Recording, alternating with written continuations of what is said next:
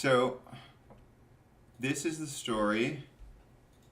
We'll title it at the end because the title is mild spoilers. Um, so I had this is the first time I got in a car accident ever, and my car did get totaled, which sucks.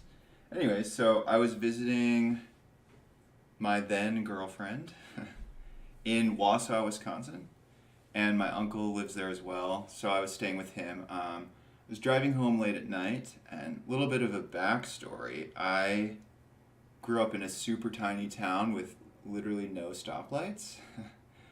And I was like 21. No, I was 19. I wasn't 21. I was 19, and I hadn't driven in like any larger cities ever. So I didn't remember the stoplight signals from driver's ed or whatever behind the wheel whenever I took that. So I pull up, it's like 12:31, whatever, driving home. There's almost no one out. And there's a stoplight that's like blinking red. And I'm like, okay, I'm almost positive this means stop. So I stop at it, and the guy behind me just like lays on his horn. And so I'm like, okay, obviously it's a yield, right? Next one comes up, I go right through it. It's a blind intersection, smash into an armored car. I was going really slow because I slowed down a lot because I still was like very in the back of my mind. I'm like, there's no way this is just a yield. Anyways, so I pull over, get out of my car. My heart's pumping. I'm just like, shoot, I just wrecked this car. I ran into someone. It was definitely my fault. I'm kind of in mild shock. So I pull over, get out of my car, and start talking to the guy that I hit. And he's kind of like this really thin, taller, African American, sketchy looking guy. And he immediately just starts saying, give me the money. And I'm like, hey man, like, sorry I hit your car. I don't know. Like, insurance will pay for it. I'm definitely at fault here. Are you okay? Blah, blah, blah. And he keeps saying, give me the money.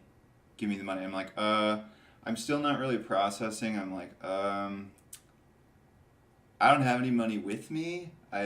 Insurance will definitely pay for it. Can I get your information?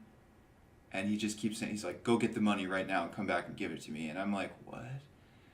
And so then this like real big Wisconsin white guy from across the street yells, he's like, hey, I saw the whole thing. I called the police.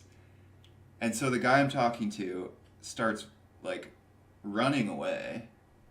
And I'm just like, what? I'm still like not really processing what's going on. And I'm like, wait, this guy that I just hit is running away. Turns out the guy so he was driving here, and I hit him right on the driver's side door, and he was actually stuck in his car, and I was just talking to some random guy in the street, assuming he must have been the person I had hit. And about 20 seconds after he had walked away, it kind of clicked to me. The guy definitely had a gun in his jacket. And I just like didn't notice. And later my girlfriend at the time had told me, she's like, yeah, that's like a really bad area where people like sell heroin. And I was just like, whoa. So yeah, I almost got mugged or worse. And it was pretty scary. And then, I mean, my insurance went up for like 5 years, so that was also terrible, obviously. And then I got home and called my mom. I was like, hey mom, I got in an accident. I'm fine. I think the car's fine. It totally wasn't. It was gone. And then I called my brother. My mom scares really easily, so I actually told her this story like for the first time probably a month ago, a couple weeks ago. So it was like 7 years after the fact. I called my brother and I'm like, dude, I am freaking out right now. He's like, what happened? Are you okay?